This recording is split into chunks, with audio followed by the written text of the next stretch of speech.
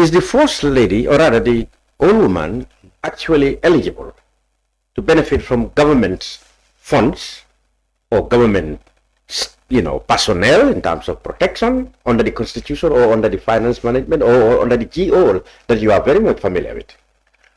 Okay, that sparked an interesting debate. Number one, I just wanted to clarify, nothing of that 4.4 million went on account of the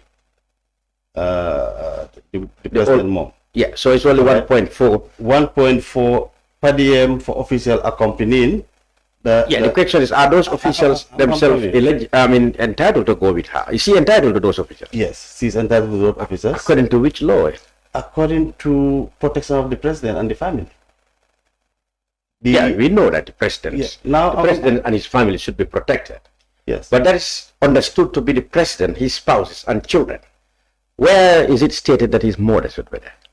Where does it state that the family of the president exclude the mother or the father? Okay, good important point. Well, but you are more familiar with me. Yes, but I'm saying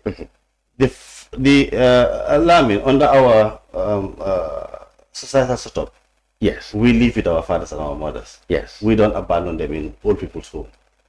Yes, and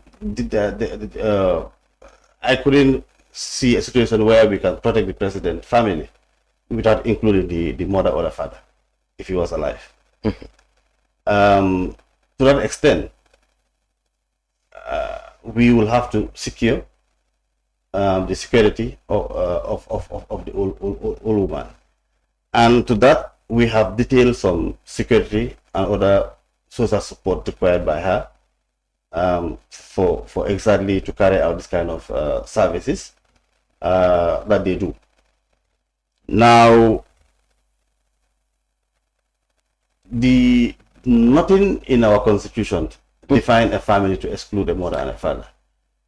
In most cases, and the query is about Honorable Minister, in most cases, it is the president, his spouses, and children. That is recognized under the law, British law, common law, to make family. Relations like mother, brothers, are seen as relatives, not family. Yeah, you can have relatives.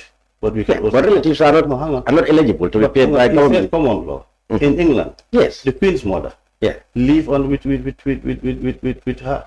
The Queen's mother for a very long time. But that's monarchy. But that's monarchical system. No, wait. Lamin, you are asking me, you want me to also provide answers. Okay, let's go. And I am saying, consider for the fact that security of the president is never complete if we don't also take care of the security of the old lady, and you know why? Of the parents. Of the parent. Now, for that reason, therefore, the state has responsibility to provide security details and other support services, right? Now, a nucleus family, for me personally, if I have to count, I would start with my father and my mother. Then myself, my spouse, and my kids. Extended family, then that's where what you are counting comes in. A brother, relatives, and down the line. But a family starts with a father and a mother. But that is in our culture. No, but not exactly in our books. No. What? No. What is the law said the president's family, and that's understood to be the Constitution of the Gambia. The Constitution. The Constitution. Look at it. Okay, you work in the finance system. What did the financial management say about allocation of the presidency? Does it include the president's family? Does it include his parents as well? I'm saying you told me there's nowhere where it said it doesn't include them. That's what you're telling me. I'm saying there's nowhere where it excludes them. It excludes them. That's what I'm saying. But you are saying it's not included. Yes. Right? It's understood that it's not included. That's what you understand. Yeah. But that's not correct. The law simply said protection of the president and the family. And according to you, his parents are included. Of course. Okay. But let's take that even further. I am saying, with respect to the payment, it has nothing to do with the old woman. These payments were given to personnel that were outside the Gambia doing their legitimate work. Yeah, it's true. That's why we asked the legitimacy of have been entitled to government staff. That's Then you're just telling me that, well, since she qualifies to be a member of the president's family, she's entitled to have protection. of course. That's what you're telling me. Yeah. So now that there is, according to you, that's legitimate, then it's a foregone conclusion, according to you, that the payments are legitimate because they have been made to people who are working in the sector. Yes. But okay, now let's move on. And I'm saying, interestingly, when this old woman went to Dakar for treatment, the government of Senegal provided her gratis in terms of medical care, provided her accommodation. And if the government of Senegal can provide that, are we saying the government of the Gambia cannot even extend such services to her? I thought at first you said the treatments and other things were borne by the president.